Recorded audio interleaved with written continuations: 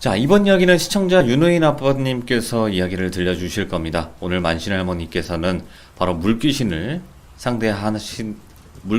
상대하셨던 것 같아요. 바로 넋 건진다 할 때 그 넋거리 현장인 것 같은데, 이건 실제 사진은 아니고요. 참고용으로 봐주시면 될 것 같습니다. 자, 도대체 어떤 이야기일지 들어보도록 할게요. 여보세요? 아빠님 안녕하세요.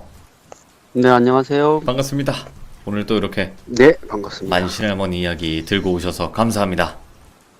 네, 자, 오늘 만신 할머니 이야기 같은 경우에는 물귀신, 그러니까 네, 수살기와 관련이 되어 있는 것 같은데, 맞나요? 네. 수사기도 나옵니다. 수사기가 오, 내용이긴 하지만 이게 할머니보다는 손자가 더 생동감 있게 전해드릴 겁니다. 알겠습니다. 자, 그러면 어떤 네, 이야기일지 바로 한번 가도록 할게요. 렛츠 가!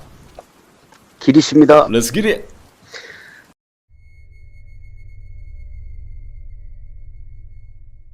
오늘 해드릴 얘기는 만신 할머니 이야기 중에서도 손자가 겪은 이야기입니다. 오, 만신 할머니 예전에도 손자분? 한번 네, 잠깐 소개해드린 적이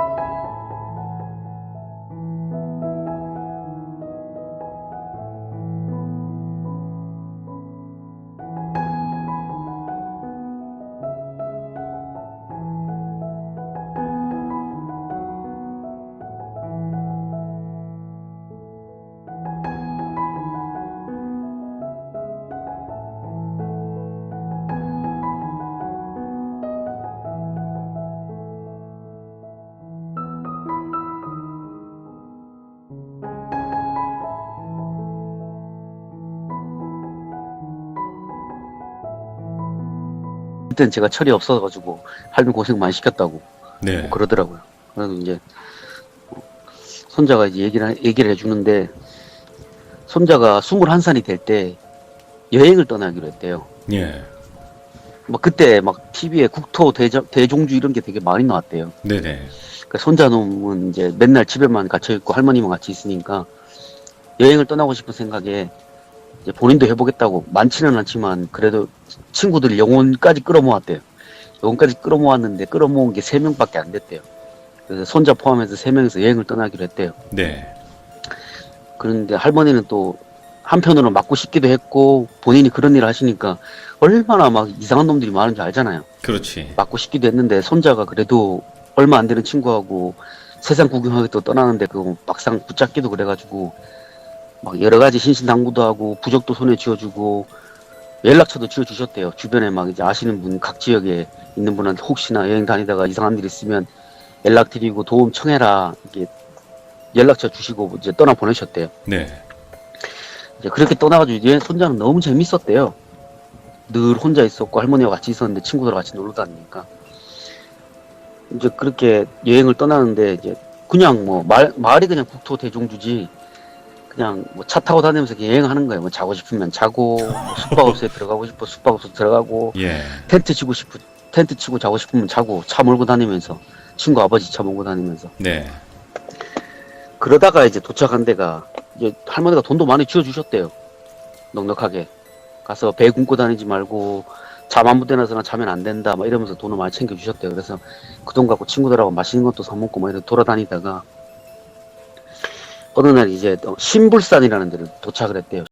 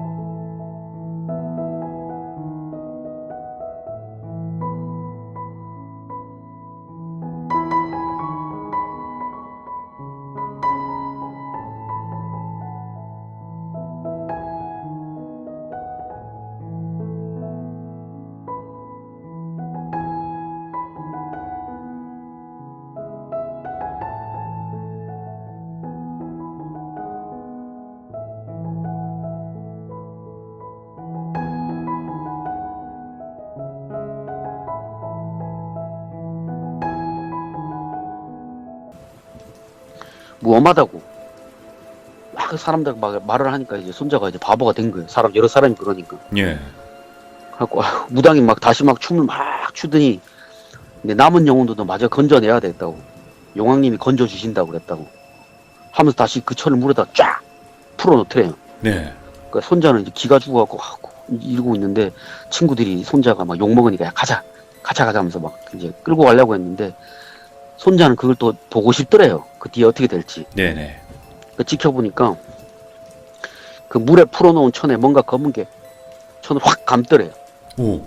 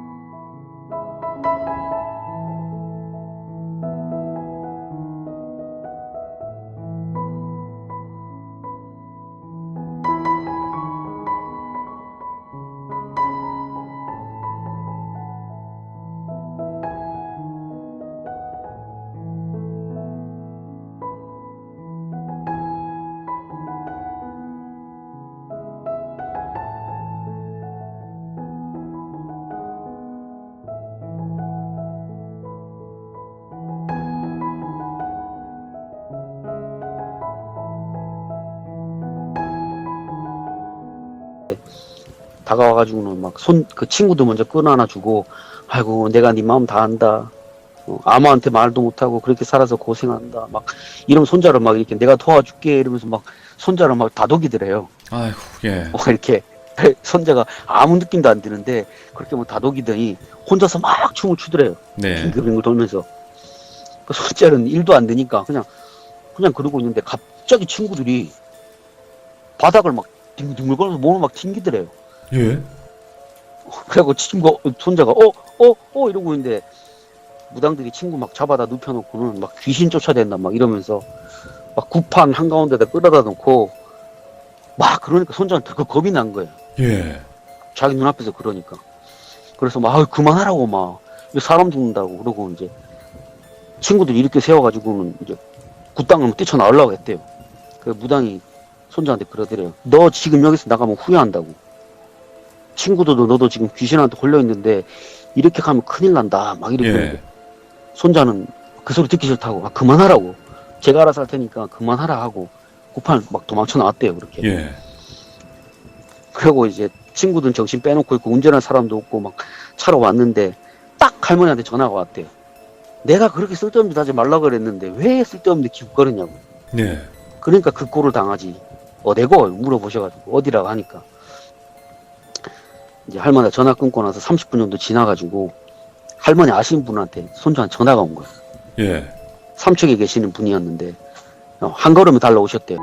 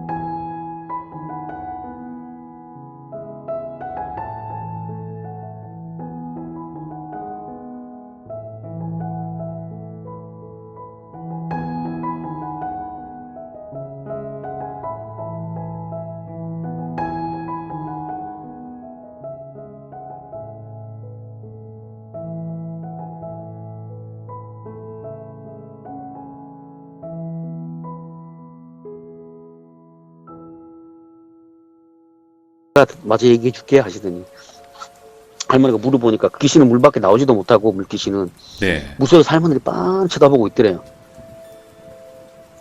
무당은 막 음식 깔아놓고 막 춤 막 추는데 할머니가 그 꼴 보시다가 말씀하셨대요. 아유 제자라는 이 용왕인지 물귀신인지 구분도 못하고 용왕도 아닌 놈한테 용왕 먹이기를 하고 자빠졌 놈. 용왕 먹이라는 게 있대요. 그래서 할머니 용왕 먹이기가 뭐예요? 그러니까 용왕한테 지성 드리는 게 용왕 먹이기래요. 용왕 때릴 먹이기? 예. 예, 용왕한테 뭘 먹인다 그래서 용왕 예. 먹이기라고 한대요. 그거를 이제 물귀신한테 해준 거예요. 용왕이라고 생각하고. 그러니까 지가 용왕인 줄 안다고. 저거 그 신따분한테 가가지고 그만하라고 정신 사납다고. 그 신따분 조용히 가가지고 말을 하셨대요. 네. 근데 할머니는 그 꼴이 보기 싫은 거예요. 신따분이 정중하게 얘기하는 꼴이. 그 할머니가 가가지고 구판을 엎으셨대, 구상을. 예. 가가지고. 파이트지, 파이트. 확 엎었대. 확 엎은 다음에 할머니도 화가 난 거예요. 그치. 자기 손자한테 그랬으니까 화가 오죽 나겠어요. 그렇죠. 할머니가 못 참는 두 가지가 있대요. 손자 건드는 거하고 신 갖고 장난치는 놈들. 네. 그거는 못 참으시겠더래요. 그래서 구상을 확 엎은 다음에 이렇게 거하게 상처를 놓고 구판하고 있으면 없는 용왕님이 여기 오냐고. 네. 여기 오기라도 하냐고. 니놈들이 그렇게 넙죽넙죽 용왕 먹이게 하니까 귀신 주제에 신노릇 하는 거 아니냐고. 호. 할머니 구상 엎고 나서 이제 다들 할머니한테 시선을 쏠린 거지. 웬 할머니가 하고 구상 엎으니까. 그러니까요. 할머니는 당연하다는 듯이 그 무당한테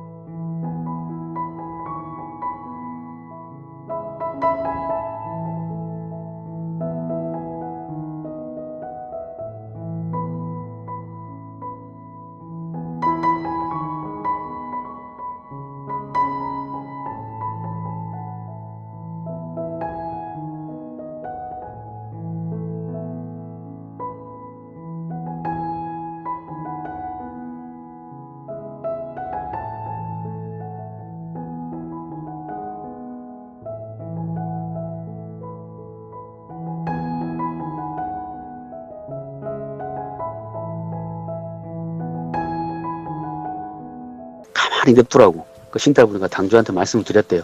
예. 아, 내일 저희 어머니가 여기 뭐 신고 사러 오신다. 신고 좀 직접 하러 오신다 그러니까 아, 아니라고. 누가 손자한테 뭐 신내림 해준다 그러는데 할머니가 그냥 어머니가 그냥 지켜보자 하신다. 네. 그러니까 그냥 안 모른 척하고 그냥 받아주셔라 해가지고 아, 당주가 알겠다고. 그리고 이제 구판에 가가지고 할머니가 대단하게 구판에 앉아 계셨대 이렇게. 한 9시 막 시작됐대. 그 무장은 이제 막 신장대를 잡고 막 뛰는데 신이 할머니가 그러시더라고. 신이 올 리가 있나? 예, 그러니까.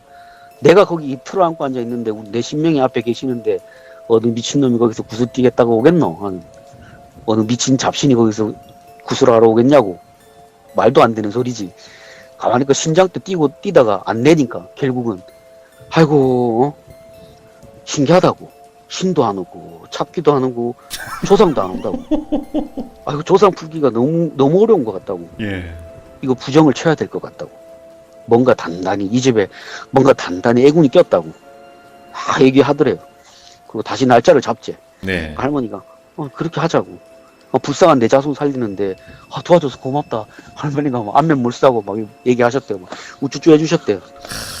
무당납기. 그렇게 하고 가만 기다려봤는데 2주 후에 연락이 오더래요. 굿날 다시 잡혔다고 오라고. 할머니가 모른 척 다시 굿발에 가셨대. 근데 이제 이 무당이 안 되니까 다른 무당을 데리고 온 거예요. 예. 본인 능력으로 안 되니까 다른 무당을 데리고 온 거야. 그 할머니 집안 애군 풀어야 된다고. 그리고는 작두를 가져다 놓고 이제 구슬하겠다는 소리를 늘어놨대요. 할머니 앞에서.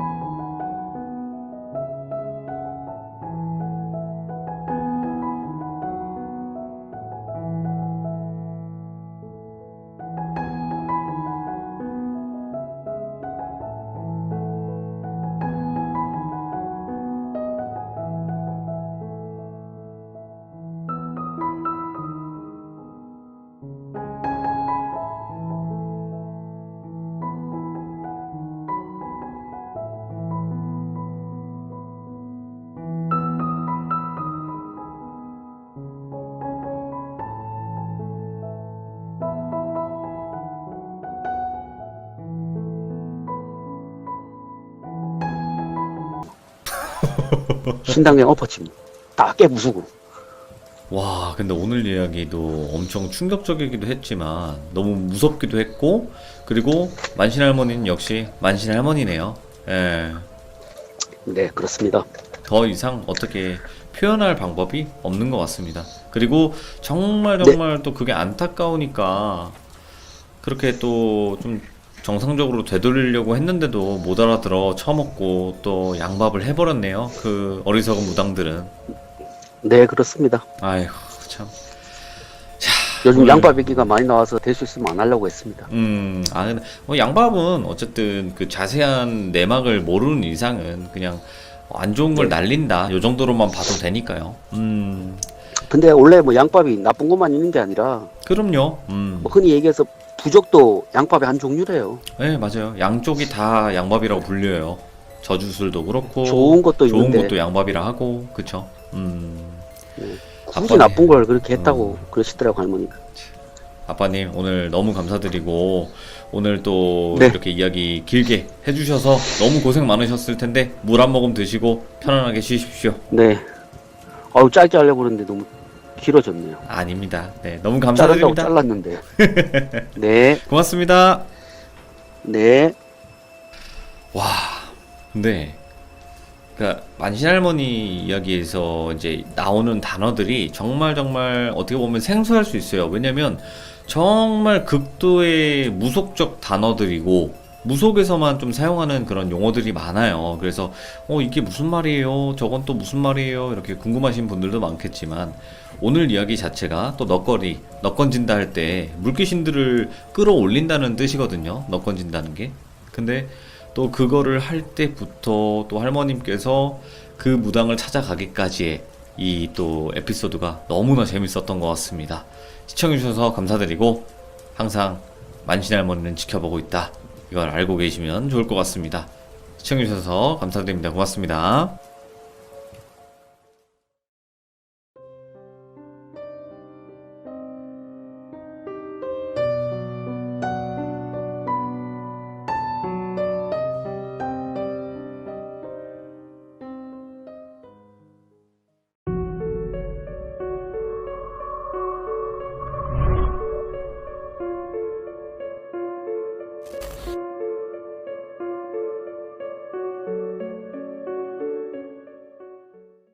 자, 여러분들 반갑습니다. 이번 이야기 시청자 까리님께서 오늘 시들문 처음으로 찾아와 주셨습니다. 오늘 해주실 이야기는 아마도 살짝 직업괴담 느낌이 될 것 같습니다. 바로 한번 들어보도록 할게요. 여보세요? 까리님, 반갑습니다, 돌비님. 아이고 안녕하십니까? 예, 반갑습니다. 오늘 또 이렇게 찾아와 주셔서 영광이고 감사드립니다. 아이고, 초대해 주셔서 고맙습니다. 아이고. 자, 오늘 해주실 이야기는 바로 네. 살짝 직업괴담 느낌이 있을 것 같아요. 예, 맞습니다.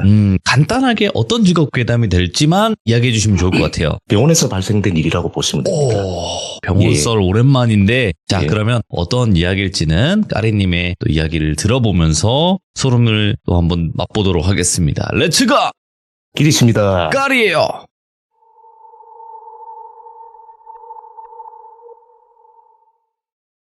자, 지금부터 한 4년 전쯤, 21년 전쯤 되겠어요. 저랑 집사람은 맞벌이인데, 특히 일반적인 가정과 비슷한 생활을 하고 있고요. 영안이 보이거나 하는 부분은 없습니다. 그게 연간지, 헛것인지, 얘기를 하다 보면은 피곤하거나 허해서 그럴 수도 있고, 맞죠? 하면서 넘긴 것들이 있겠죠.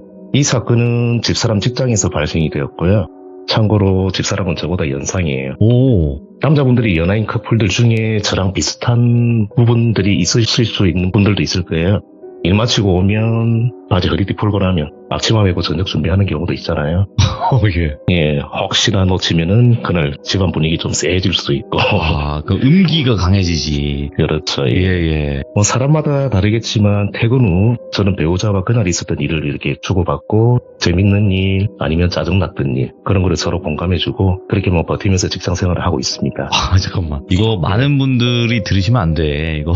아, 그렇습니까? 바로, 왜 당신은 이 사람처럼 못하, 까리님처럼 못하는 거야, 큰일 났다. 예, 오케이. 아무튼 본격적으로 제가 사연을 소개하겠습니다. 집사람은 모 요양병원에서 직장 생활 중이었고요. 이때가 4년 전쯤이니까 저희가 4년 전쯤에 코로나가 심각했죠. 그때 코로나로 요양병원은 면회도 안 되고 직원들이나 외부인 출입이 거의 안 됐던 시기예요. 그때는. 이때 어떤 환자분이 입원을 하셨는데 부부 동반이었습니다. 아, 네네. 두 분이 80이 넘은 고령 환자였고 할머니는 치매가 많이 진행돼서 혼자 식사도 어렵고 거동도 안 되는 분이었고 할아버지는 나이가 있으시다 보니까 뭐 크고 작은 질병들은 있지만 일상생활을 하시는 데 특별히 문제가 없었어요. 네.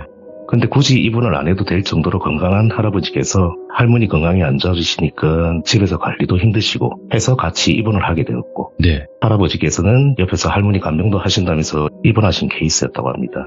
병원에 오신 할아버지께서는 너무 양반이셨대요. 손주뻘 되는 간호사분들 한 분 한 분 이름을 오셔가지고 모모 선생님 이것저것 부탁합니다 이런 식으로 말씀을 하시고 할머니 간호도 극진히 하셨답니다. 지금부터 그 할아버지 분을 편의상 그냥 돌비 할아버지라고 할게요. 돌비 할아버지는 너무 인격이나 품격이 좋으셔가지고 병원 직원들끼리도 돌매너 할아버지라고 불리셨어요. 우리가 흔히 뭐 사람들 성이 김이박이면은 김매너, 이매너, 박매너 하듯이 돌매너로 불리셨어요. 그분은. 80이 넘으신 연세지만 은행이며 행동들이 정말 타인에게 피해도 주지 않으셨고 같은 말이라도 더 기분 좋게 하시는 분이셨어요. 당연히 간호사분들, 간병인분들과 뭐 별 특이사항 없이 지내셨던 분이고 보통 일반적으로 병동 내지는 뭐 병실 환자분께서 사고나 뭔가 문제가 발생이 되는 부분이 있으면 그 호실의 환자분은 사전에 직원들끼리 공유를 하며 보다 더 신경 쓰고 인수인계하는데 그분은 전혀 입방아에 오르지 않으셨대요. 예. 그렇게 병원 생활을 하시던 중 할머니께서는 돌아가시게 되었고 할아버지 혼자 남게 되셨죠. 할머니가 돌아가시고 나니까 할아버지 상태도 조금씩 안 좋아지셨대요. 식사량이 줄고 말수도 줄고 처음에는 다들 할머니를 잃은 상실감에 아이고 슬픔이 너무 크다 보니 그런 것 같다고 했답니다. 그러던 어느 날 집사람이 출근해서 돌매너 할아버지 병원 입원해 계신 병동에 라운딩을 갔는데 네. 병원 간호사들이 할아버지 이상하다고 자꾸 이야기를 하더랍니다. 이야기 즉슨 어제 저녁부터 할아버지께서 어떤 말과 행동을 계속 반복적으로 한다는 겁니다. 아. 돌매너 할아버지가 입원한 병실은 4인실인데 4인실에서 이런 행동을 하니 같은 병실의 환자들이 힘들어한다는 이야기를 들은 거죠. 조금 전에 말씀드렸듯이 돌매너 할아버지는 이 사건 전에는 다른 이에게 일체 피해를 주지 않으셨던 분이에요. 그런데 할아버지께서 저녁 무렵부터 병실 침대 주변을 맴돌다가 이곳저곳 서성이면서 갸우갸우거리시는 거예요. 그리고 옆에 분 침대 주변과 서랍장도 열어보시고 뭔가를 중얼중얼 하시는데 무슨 소리일까 하고 가까이 가서 들어보니 돈신 이 소리만 맴돌면서 계속 중얼중얼 하셨대요. 돈신? 돈을 신에게? 돈신이 뭐지? 직원들이 계속 이리저리 고민해봐도 딱 이거다는 답이 없었대요. 네. 거꾸로 돈신, 신돈? 이게 뭐지? 계속 직원들끼리 상의를 해봤답니다. 찾지를 못해가지고. 그리고 낮 시간대는 계속 중얼중얼 하시면서 시간이 없어. 돈신. 계속 뭔가를 찾는 행동만 계속 했답니다. 오, 예. 그렇게 매너 좋던 분이 소통도 안 되고 옆에 분들 피해가 이제 너무 심하다 보니 직원들도 돌매너 할아버지를 자꾸 제재하고 할아버지 이거 하지 마세요 라고 하다 보니까 할아버지 행동도 더욱 험악해졌다고 합니다. 결국 4인실에서 케어가 힘들 뿐만 아니라 옆에 다른 환자분들 불만도 너무 심해서 더 이상 4인실의 입원 생활이 힘들다고 판단이 되었다고 해요. 그래서 보호자분께 전화를 드려서 할아버지의 이상 행동에 대한 상담을 하고 일단 1인실에 개인 간병사를 두기로 결정을 했답니다. 그렇게 할아버지는 1인실로 옮기게 되셨고요. 당연히 이상 행동과 이상한 말들은 1인실로 이동 후에도 계속되었다고 합니다. 돈신 달라는 말과 함께 아니 1인실로 이동했는데 왜 3명이 있냐고 이런 식으로 이야기를 하셨대요. 이상하다. 1인실로 이동했는데 3명이 있다고? 할아버지는 4인실에 계실 때 자꾸 6명이 있다는 거예요. 그래서 직원들이 할아버지 아니라고 4인실이고 간병인분은 한 분이 왔다 갔다 하실 뿐 간병인이 없을 때도 4인실인데 6명이 있다는 거예요 자꾸. 그래서 직원들이 복도 CCTV도 확인해보고 외부 출입한 인원이 있는지 영상도 봤는데 없으니까 환장을 노릇이죠 이게. 하루하루 계속 할아버지는 가물대라고 하죠. 그쪽을 계속 확인하시면서 없어 그런 이야기만 하시고 돈신 찾고 그러다 보니까 1인실로 왔는데도 4인실에서 6명이 있다고 1인실로 왔는데 할아버지 혼자인데 3명이 있다고 아무리 간병인이 할아버지 이 방에 아무도 없다고 할아버지 말고는 없다고 설명을 해도 할아버지는 그 말을 믿지를 않으시는 거예요. 그리고 야간에도 새벽 2시나 돼가지고 세면대에서 혼자 머리를 감으시는 거예요. 개인 간병인이 있다 치더라도 새벽에 머리를 감거나 뭐 샤워를 한다는 이런 부분은 조금 그렇지 않습니까? 뭐 주관도 아니고.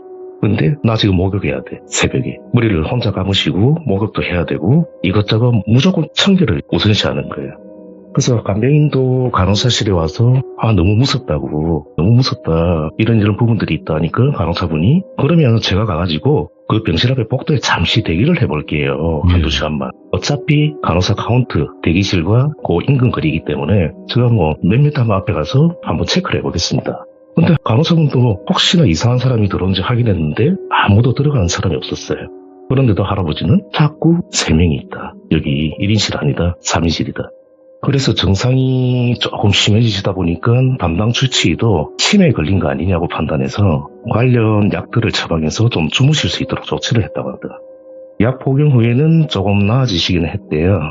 그리고 1인실로 이동 후에 며칠 지나지 않아서 저희 집사람이 아침에 출근하는데 보통 병원에 출근하면 아침에 이렇게 티타임하고 병동 라운딩을 하죠. 이렇게 한 분 한 분 돌아가시면서 돌면 할아버지가 돌아가셨다는 이야기를 하시는 거예요. 출근을 하니. 노인분들은 보통 돌아가시기 전에 이렇게 컨디션이 급격히 안 좋아지거나 뭔가 전조 증상이 있거든요. 근데 병원에 있다 보면 다들 저분은 언제쯤 돌아가실 것 같아라고 예상을 하는데요. 예상을 할 수 있는 부분들이 나온답니다. 근데 돌면 할아버지는 최근에 이상행동을 하기는 했지만 이렇게 뭐 아무런 징후도 없이 돌아가실 컨디션은 아니었대요. 그래서 너무 놀랐고 돌아가셨다는 이야기를 듣고 돌면 할아버지 입원 병실에 가니까 개인 간병사가 그분 짐을 정리를 하고 있더랍니다. 그래서 죄송한데 이거 어떻게 된 일인지 좀 말씀 좀 해보시라 이야기를 하시니 7시쯤에 아침 식사를 하고 앉혀달라길래 앉혀놓고 본인도 간병사도 밥을 먹어야 하니 휴게실에서 식사를 하고 보니까 할아버지 고개가 옆으로 이렇게 약간 꺾여 있더랍니다. 그래서 할아버지 주무시나 하고 이렇게 보니까 돌아가셨대요. 그러면은 죄송한데 어제 저녁에는 혹시나 뭐 다른 일이 없었냐, 어제 저녁에 밤새 차표를 사야 하는데 하시거나 침상 주변을 내려다보면서 왜 신발이 없어 신발 줘 그런 이야기만 하셨대요. 순간 이 사람이 소름이 확 끼치더랍니다. 이후 병동 간호사들이 대화를 해보니 확실한 건 아니지만 이런 게 아닐까 하고 추측을 해보는데 일단 제일 처음에 4인실에서 6명이라고 했어요. 2명이 더 많죠. 1인실에서 3명이라 했어요. 또 2명이 더 많죠. 그리고 할아버지는 4인실에서도 3명이 환자복이 아니라 했어요. 1인실에서 계속 3명이라 하셨는데 본인을 빼면 환자는 없고 다른 이가 3명이죠.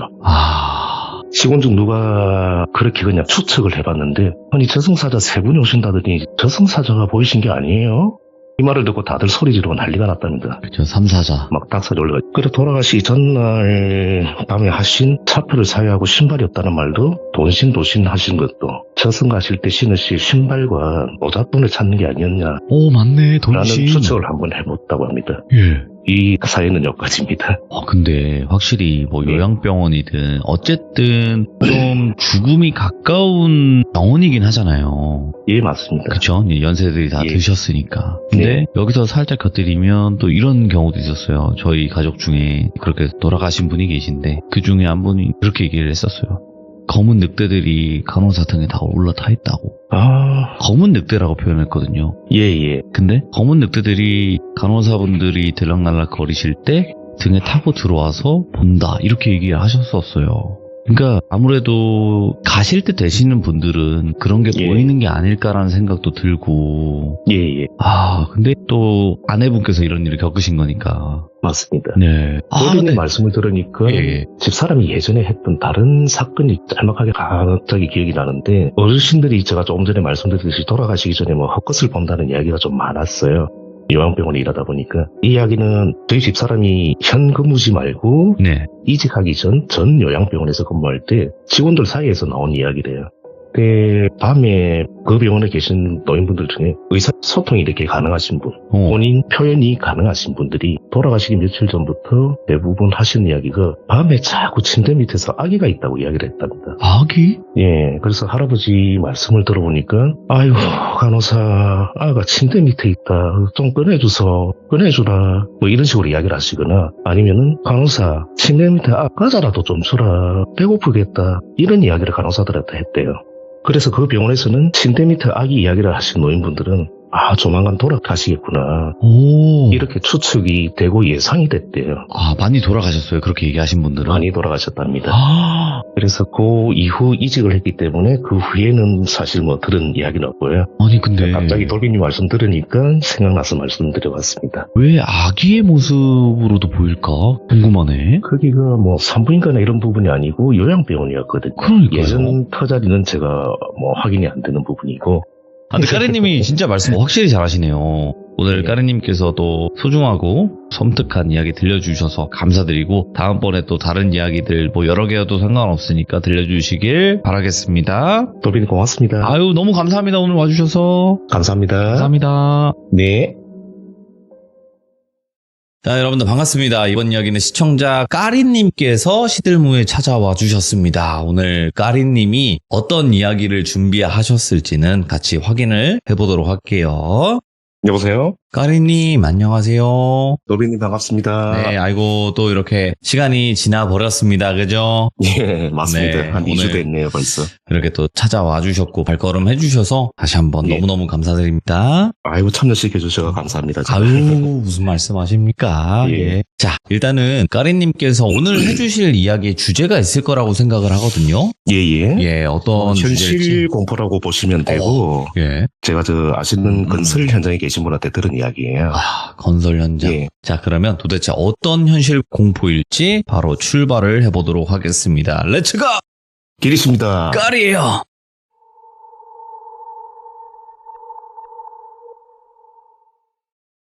제가 첫 시참 후 주변 분들께 혹시나 뭐 이런저런 사연이 없으시냐고 여쭤보니 한 분께서 슬그머니 말씀을 하시더라고요. 공포라면 공포지만 이게 뭐 귀신 나오는 이야기는 아니라며 일단 말씀해 보시라고 했더니 시일이 조금 지났는데 이런 내용도 괜찮냐며 운을 띄우시더라고요. 예. 그분이 현재 건설 현장에서 근무하고 계시는 지인분이고요. 때는 15년 전이니까 한 2010년도 경쯤이라고 합니다. 이 이야기를 해주신 분을 그냥 편의상 김 소장이라고 할게요, 제가. 김 소장님. 네. 예. 이야기는 이제 김 소장님께서 어느 지역, 그 지역은 말씀을 드리면 특정될 수 있어서 그냥 윗지방에서 조금 외진 지역, 그쪽 현장에 있는 아파트 건설 현장에 이제 일을 할 때랍니다. 이게 뭐 어느 직종이나 마찬가지겠지만 건설업 특성상 아무리 관리자, 사무실 직원이라 해도 본사 직원이 아닌 현장직인 경우는 일정 부분 몸도 써야 하고 그러다 보니까 일이 고달픈 경우도 있죠. 서류 업무도 해야 되지만 현장을 아무래도. 뛰어다니는 네. 경우도 있으니까요. 특히나 뭐 더운 여름이나 폭염이면 급여가 문제가 아니라 그 땡볕에서 한두 시간만 일해도 땀으로 이렇게 샤워할 정도다 보니 험한 작업, 흔히들 그냥 말하는 노가다를 할 근로자분들도 그 윗지방에서는 약간 외진 곳이다 보니까 인력을 찾지를 못해가지고 현장 일이 급할 때는 그 관리자들도 현장에 투입되어서 뭐 근로자분들과 같이 일을 하는 경우가 종종 있었다고 해요. 뭐 관리자분들은 사실 기술적으로는 안 되지만 보조나 간단한 그런 작업들은 가능하니 예. 그렇게 인력을 보충해서 작업을 시켰다고 합니다. 그런데 이런 식으로 일을 돌리다 보니까 연차가 낮은 신규 직원들은 월급도 이게 좀 적은데 현장 일도 해야 하니 이런 부분 때문에 특히 여름에 퇴사율이 좀 많았다고 해요. 관리직으로는 생각하고 입사를 했는데 현장 일도 시키니까 그리고 한두 번 하다 말겠지 했는데 인력이 안 구해주면 한여름에도 몇 날 며칠 작업을 같이 해야 하더니 불만이 되게 많았다고 합니다. 예. 그 김 소장네 회사도 별반 다르지는 않았는데요. 건설 현장에서 가장 힘든 계절인 여름이 왔고 여름에 힘들고 험한 일을 할 추가 근로자를 찾기 힘들어지자 김 소장네 회사에서도 급하니까 관리직들이 현장에 투입되어 잔잔한 일들을 하게 되었다고 합니다. 그러다 보니 김 소장 밑에서 자재 관리를 담당하던 젊은 직원이 현장 작업을 한 며칠 하더니 도저히 못하겠다고 선생님 나 죽겠다고 관두는 일이 발생이 됐다고 해요.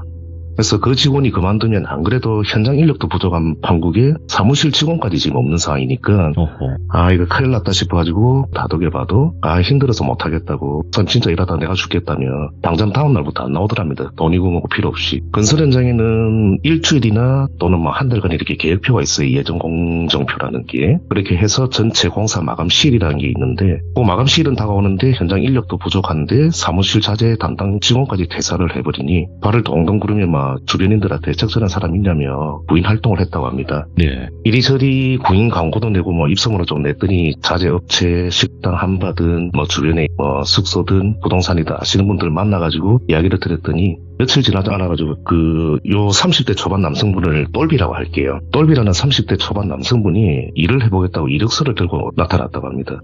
이것이 조금 전에 처음에도 말씀드렸지만 위지방에서 조금 외진 곳이다 보니까 사람 구하기가 정말 힘들었는데 스스로 일하겠다는 사람이 나타나니 야 이거 하늘이 도와주시는 것 같다. 하늘에서 동화줄이 내려온 기분이었다고 합니다.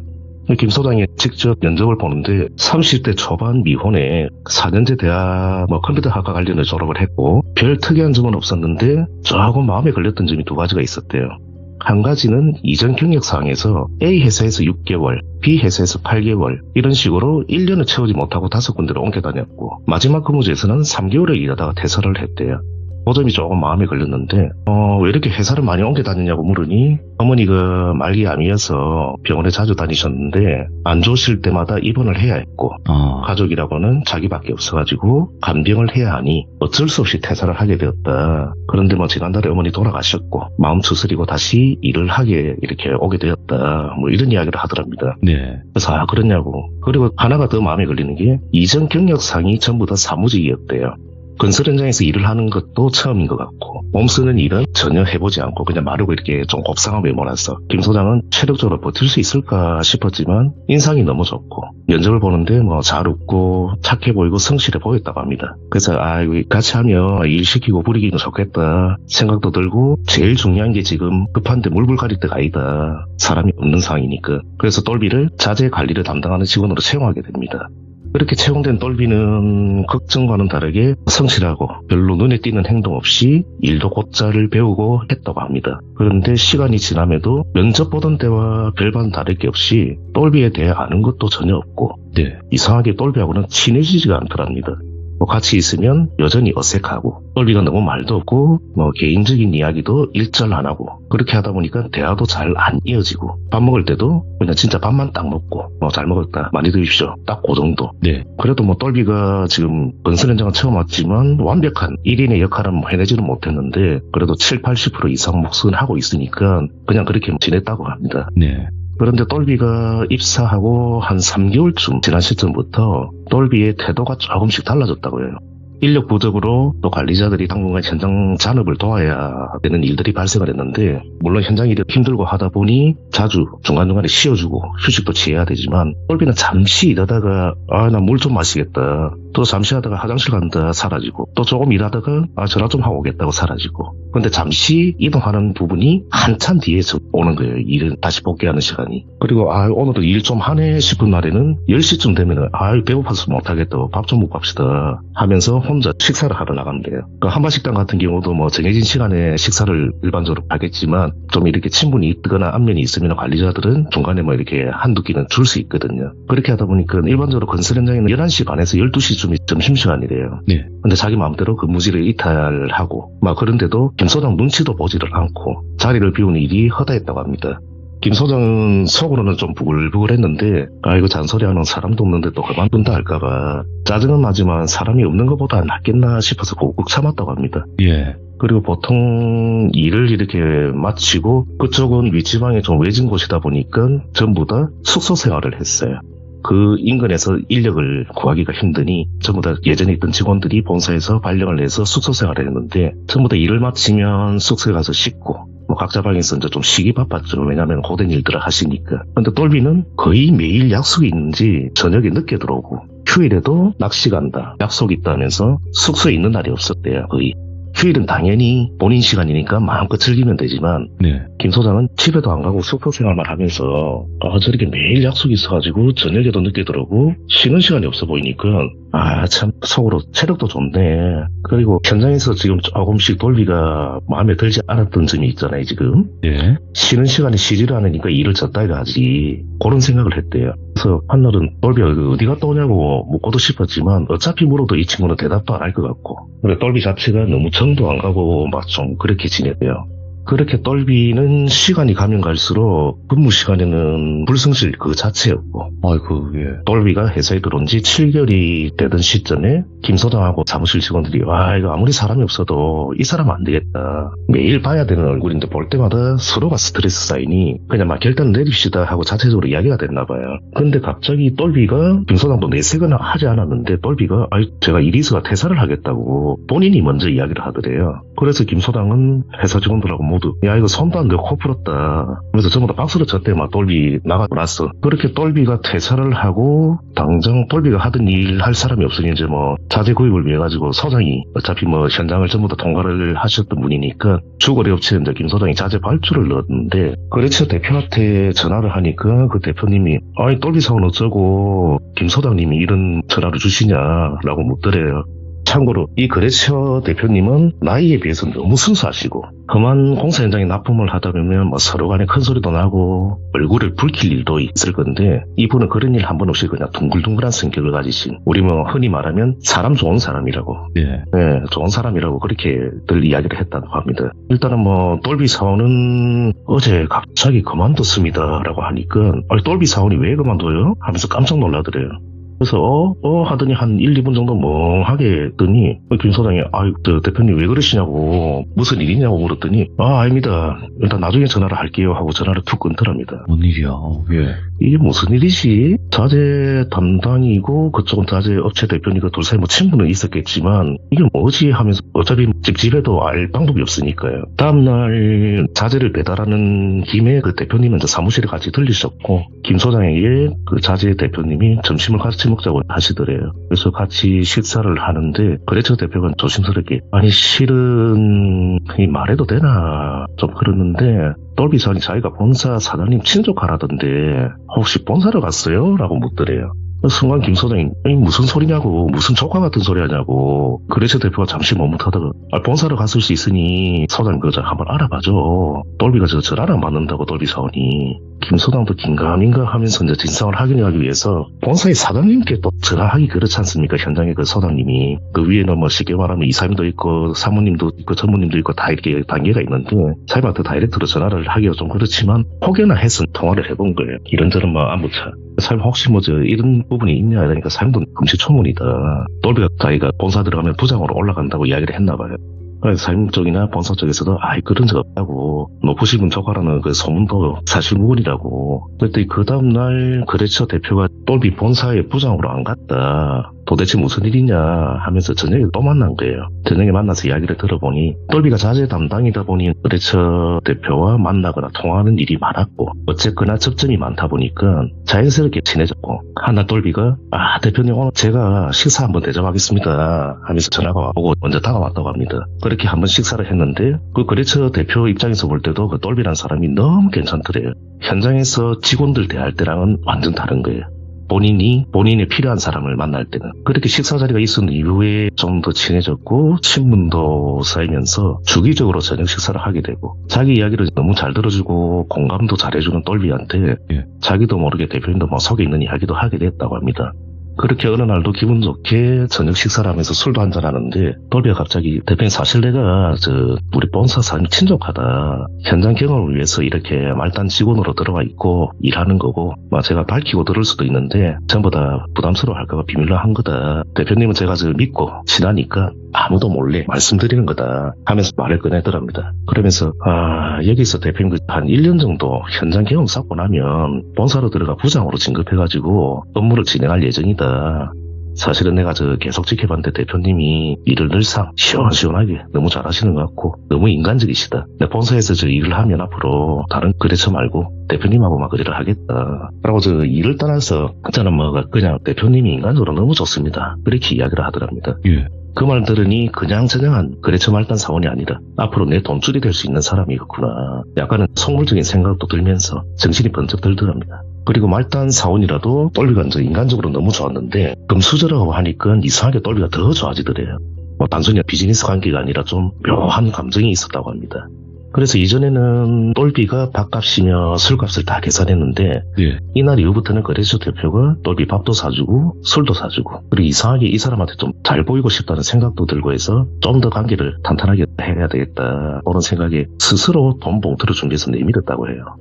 이거 경비로 좀 쓰십시오 이런 식으로. 그랬더니 똘비가 봉투를 열어서 봉투 속 내용을 확인하더니 대표님 이렇게 밥도 사고 술도 사고 봉투도 주시면 내가 너무 부담스럽습니다 하면서 거절을 하더래요. 그래서 거래처 대표가 미래의 부장이 왈라십니까 하하하 하면서 너스레를 떨었더니 나는 그냥 대표님이 좋은 거지 이런 식의 관계는 좀 그렇다 하면서 돈 봉투를 걷고 거절을 하더랍니다.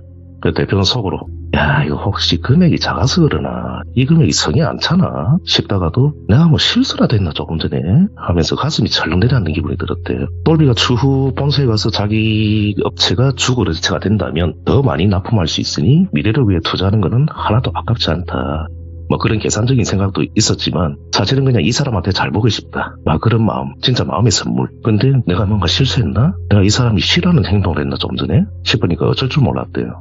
그런데 이후 자꾸 그날 일이 마음에 걸리고 그래서 생각하고 또 생각하다가 아 이거 금액이 작아서 그런 것 같아 라는 결론을 냈대요. 본인이 잘못한 건 없는 것 같고. 그래서 현금을 준비해서 안 받겠다는 똘비한테 아 이번에 한 번만 그냥 성의를 표시하겠다 하면서 돈 봉투를 똘비 호주머니에 그냥 억지로 넣었다고 합니다. 그래서 술자리에서 이제 준비했던 금액보다 훨씬 더 큰 액수였고 기존의 그 금액보다. 그랬더니 똘비가 봉투를 보더니 뭐 아무 말 없이 흐뭇한 표정으로 그냥 자기를 쳐다봤대요.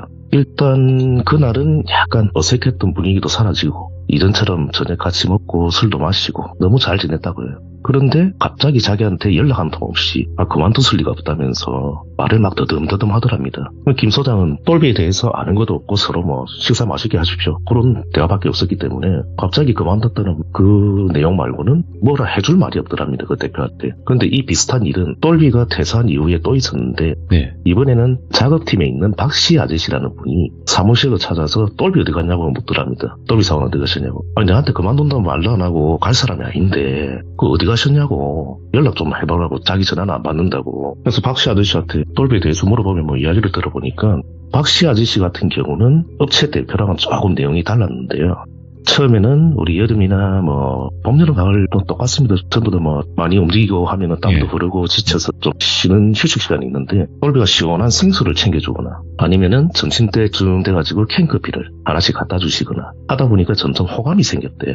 좀 친해지니까 한 번씩 일을 마치고 뭐 술자리도 한 번 했는데 이렇게 어울리다 보니까 똘비가 너무 인간적으로 따뜻하고 자신을 대해주고 그래서 너무 좋았다고 합니다. 한참 동생뻘 되지만 어느 날부터는 자기 속마음을 이야기하고 있더래요. 이 박씨 아저씨도. 그러던 어느 날 똘비가 사실은 자기가 1년 정도 경험을 쌓고 나면 현장에 있는 김 소장님 업무가 많으니까 제가 자재 담당 업무도 하면서 김 소장님 업무를 1% 제가 담당하게 될 건데 자재 업무뿐만 아니라 인력 관리 업무도 내가 담당하게 될 것 같아. 보통 아파트 공사 길어야 막 2년 정도 하는데 다음 현장에 또 그 다음 현장에 계속 저하고 같이 가셔야죠 하면서 박씨 아저씨는 반드시 우리 작업팀에 나 넣어드릴게요 하더랍니다. 작업팀들 같은 경우 뭐 한 현장 끝나면은 일이 없으면은 뭐 몇 개월씩 이렇게 쉬는 경우도 있어요. 바로 일이 연결되면 바로바로 그 팀들이 넘어가시거나 뭐 하시는 경우도 있는데 일이 한번 끊기면은 그런 부분이 있는데 일이 끊기지 않게 계속 제공을 해주겠다고 하니 너무 고마웠다고 해요. 뭐 말이라도 뭐 진짜로 그렇게 해주든 안 해주든지 간에 그 마음이 너무 고마웠대요. 김 소장은 속으로 야 이거 똘비가 현장 일하다가 화장실 간다 목마르다고 물 먹으러 간다 전화 잠시만 하고 올게요. 이럴 때마다 시간이 좀 오래 경과 후에 뽑겠는데 박씨 아저씨나 혹시 다른 분들하고 이렇게 시간을 보냈던 거구나 싶더랍니다. 박씨 아저씨는 똘비가 항상 입버릇처럼 아니 내랑 평생 같이 합시다로 외쳤다고 해요. 그래서 박씨 아저씨는 이 사람이 나를 앞으로 써주든 안 써주든 간에 그냥 똘비가 좋다 나는 똘비 사원이 잘 보고 싶다 그런 마음이었대요. 그래서 똘비가 처음에 자기에게 시원한 생수를 가져다 주거나 캔커피를 하나씩 이렇게 가져다 주는 부분들이 어느 날부터는 박씨 아저씨가 똘비한테 그렇게 하고 있더랍니다. 박씨 아저씨가 똘비를 챙기기 시작한 거죠. 그리고 쉬는 날 똘비가 차키를 주면서 세차를 부탁하기도 했고 그러면 또 시키면 시키는 대로 군말 없이 했다고 해요. 또 휴일에는 이 똘비라는 직원이 숙소에서 휴일에도 낚시를 한다 했잖아요. 아까 전에 휴일에 운전을 시켜서 낚시터에 데리고 가기도 했고 박씨 아저씨는 배멀미가 심했는데 똘비에게 잘 보려고 선상 낚시까지 구역구역 따라다녔대요. 그렇게 가서 막 이것저것 수발을 들었다고 합니다. 거래처 대표랑 박씨 아저씨 외에도 4명이 더 비슷한 일을 당했고 다들 똘비에게 속았다 분하다 이런 느낌이 아니고 똘비가 그럴 사람 절대 아니라고 내한테 말도 안 하고 가다니 뭐 이런 경우가 다 있냐고 똘비를 이제 못 본다니까 그 사람들은 아쉬운 느낌이 들었대요. 당했다 생각보다는. 당연히 같이 일했던 김 소장이나 뭐 김 소장 회사 직원들은 똘비가 그렇게 하고 다녔다는 사실을 전혀 눈치채지 못했고 대화를 오랫동안 해본 직원들도 없거니와 사실 똘비가 그렇게 외향적이고 적극적인 성격도 이번에 이분들 이야기를 들으면서 알게 됐다고 해요. 그리고 거짓말을 잘하는 것도 자기가 알고 있는 똘비는 그냥 불성실하고 주변에 관심 없고 말도 없고 그냥 그림자 같은 그런 청년이었다고 해요. 당연히 똘비 휴대폰은 없는 번호고 김 소장이 통화를 해보니 돌비에 대한 소식을 들으니도 아무도 없고, 김 소장이 그때 그런 이야기를 듣고 생각을 해보니까 그만두기 며칠 전부터 직원들이 이렇게 뭐 우리 회의를 하거나 하면 의견들을 제시하면 돌비는 항상 그랬대요. 인생 뭐 있습니까? 그냥 흘러가는 대로 살면 되죠. 왜 그렇게 복잡하게 머리 아프게 고민하고 사시냐고 딱 밥맛 없는 말투로 툭툭 던졌다고 합니다. 그리고 김 소장이 돌비가 퇴사한다고 한 날 마지막 뒤니까 그동안 수고했다고 하면서 점심을 사주는데 그때 한 이야기가 문득 떠올랐대요. 같이 밥을 먹고 있는데 너무 어색하고 서로 접점이 없으니 대화가 뚝뚝 끊기더랍니다. 그래서 좀 형식적인 이야기. 회사 나가면 뭐 할 거냐고. 젊은데 돈 벌려면 어차피 뭐 여기는 퇴사를 하지만 이렇게 외진곳 말고 조금 큰 데로 나가야 되지 않겠냐. 그런 이야기를 뭐 했더니 돌비가 잠시 멈칫하더니 싹 옅은 미소를 지으면서 사장님 돈도 중요하지요. 저도 그건 인정. 그런데 사장님 세상살이 돈보다는요. 사장님 뭔가 좀 인생이 재미가 있어야 되지 않겠어요? 그게 사람 맛인데. 그렇게 이야기를 하더래요. 김 소장이 그 말을 듣는데 기가 차고 화가 나더랍니다. 끝까지 참으려고 했는데 도저히 못 참겠더래요. 돌비야 그래서 네 일 그래 했나? 일 그렇게 했어? 세상 살기 뭐 재미? 사람 사는 맛? 그렇게 했더니 돌비가 김 소장한테 웃으면서 소장님 장기도 봤어요. 장기. 인생도 장기예요. 말을 잘 둬야 돼. 말을 잘 두고 말을 잘 놔야 돼. 인생도 마찬가지지. 내가 원하는 곳에 사람을 배치하고 내 뜻대로 움직이게 해야 참 그게 비로소 인생의 재미 아니겠어요? 그렇게 하더랍니다. 그때까지는 뭐 그냥 아이고 참 젊은 놈이 검은 만들어가지고 그런 놈 일을 이따위로 하거나 또 막 속에서 불불했지만 가는 사람한테 뭔 소리를 하겠냐. 막 헛소리도 참 정성스럽게 한다. 한 귀로 듣고 한 귀로 흘렸대요. 그런데 이제 이런 일이 있었다고 하니 돌비가 여기서 사기를 치려고 사람들에게 거짓말을 하고 다녔다기보다는 마치 뭐 이렇게 그 사람들이 돌비한테 금액을 이렇게 뭐 경비 쪽으로 이렇게 주신 부분들은 돌비가 그게 목적이 아니었지만 들어온 그냥 경비 금액이고 자기가 활동하거나 식사하거나 하는 금액이고 돌비는 마치 지인과 심심풀이 장기 한판 두듯이 사람들이 자기가 하는 거짓말을 믿고 자기가 뜻대로 움직이는 모습에 자기가 뜻하는 대로 거기서 뭔가 소소한 재미를 느꼈던 게 아닐까 그런 생각이 들더래요. 그때 당시에는 이런 말이 없는데 요즘 말로 쉽게 말하면 가스라이팅이죠. 그때 당시에는 뭐 그런 단어가 아마 없었을 거예요. 예. 그러니까 돌비 말이라면은 정말 지옥이라도 들어갈 정도로 주변 사람들을 길들여가지고 자기가 원하는 방향으로 움직이고 자기에게 잘 보이려고 노력하는 모습을 보면서 걔는 희열을 느낀 게 아닌가. 그래서 돌비가 뭐 회의 때든 사람들한테 자주 언급한 이야기 인생 뭐 있습니까? 뭐 이런 말을 자주 했다고 해요. 예. 근데 뭐 저도 뭐 그렇게 나이가 많은 편은 아니지만 짧지만 제가 살아보니까 인생 뭐 있더라고요, 돌비님. 있죠. 예. 뭐 즐겁고 행복하고 슬프고 화나고 등등 뭐 인생 뭐 있더라고요. 그럼 뭐 흘러가는 대로 그것 또한 또 추억이더라고요. 그럼요. 예. 지나고 예. 보면. 예. 맞습니다. 쉽게 번 돈은 쉽게 사라질 거고 욕심이 강하면 분명히 탈은납니다. 저도 저희 직원들과 제가 회의할 때 자주 하는 말이 있습니다. 네. 기본을 준수하자. 좋은 거죠. 예. 기본을 준수하면 큰 문제는 없어요. 이상 주변 사람들을 마치 지인과 심심풀이 장기 한판 두는 말 정도로 생각하면서 얘는 이럴 때 쓰고 쟤는 저럴 때 써야지 했던 게 아닌가라는 이야기를 들은 게 있어서 한번 들고 와봤습니다. 그래서 저한테 처음에 예. 제목이 장기입니다라고 하셨었어요. 예, 맞습니다. 근데 이제 매매 이런 거 아니고 장기입니다 이렇게 얘기를 하셨는데 그 말이 너무나 이해가 되고 사람을 그냥 뭐 내가 움직일 수 있는 말 예. 장기말처럼 맞습니다. 내가 움직이면 그곳에 가고 예. 뭐 대신 책임지고 좀 이런 느낌으로 그렇죠. 조종하는 사람들이 생각보다 우리 주변에 좀 많이 섞여 있어요. 예, 맞습니다. 그래서 그 소장님께서도 접해보지 않으면 사실은 못 느끼겠지만 맞아요. 본인은 그런 사람이 주변에 있다라고 하면 적극적으로 회피할 거라고. 그리고 뭐 참고로 돌비라는 직원이 들어올 때 신규 안전 교육을 받잖아요. 네. 건설 현장이다 보니까. 그러면 신규 안전 교육에 뭐 돌비 신상 정보나 그런 거를 다 메모를 하고 본인이 혹시나 사고가 났을 때는 본인이 전화를 못 받기 때문에 보호자를 한 명 연락처를 쓰게 돼 있어요. 예. 부모님이든 처든 가족들. 근데 그 전화번호에 있는 연락을 해도 전혀 다른 분인 거예요. 그러니까 돌비가 3개월씩 5개월씩 직장을 계속 옮겼던 게 소소하게 거기서 재미를 보고 움직이는 거예요. 그냥 본인 생각에는 여기도 7개월 정도 하면서 이런 부분들이 있었기 때문에 김 소장은 그렇게 감을 잡고 있는 그 직원들하고는. 그래서 뭐 장기 한판 들은 뭐 돌비 직원의 이야기였습니다. 돌비님. 아니 근데 진짜 오늘 해주신 이 예. 이야기가 예. 엄청 막 자극적이고 무서운 내용이라기보다는 예, 예. 진짜 더 무서운 게 우리 주변에 당장 찾으면 나와요 이런 거. 아, 주변에 있습니다. 있어요. 예. 그러니까 내가 예. 뭔가 좀 생각을 안 해서 그렇지 이 이야기랑 비슷하게 행동하는 사람이 있는데 하면 그런 부류의 사람일 거예요. 맞습니다. 네, 그리고 그게 더 무서운 시간이 거예요. 지나고 보면 아, 그게 그때 그랬구나 그러니까 하면서 느끼는 경우도 많아요.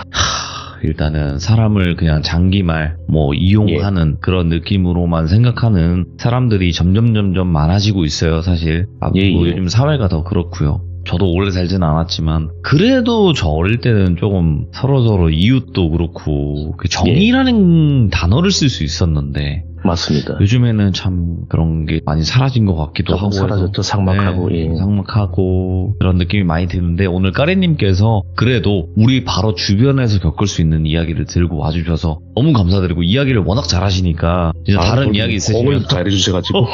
진짜 다른 이야기 있으시면 언제든지 그냥 야 예. 내가 할게 야 저 비켜 예. 이렇게 하셔도 되니까 네, 아이, 언제든지 감사합니다. 찾아와 주시길 예. 바라겠습니다. 감사합니다. 예, 예. 오늘도 좋은 하루 되십시오. 건강하세요. 고맙습니다. 자, 일단은 까린님께서 워낙 말씀을 잘하시는 분이에요. 이번이 아마 두 번째 참여인데 말씀을 이 정도로 하시는 거니까 굉장히 잘하시는 거죠. 근데 이번 이야기는 너무 무서워요. 어떡해요. 이런 개념이 아니에요. 진짜로 우리 주변에 무조건 있습니다. 이런 사람이 무조건 있으니까 여러분들도 조심하시길 바라겠습니다. 감사합니다.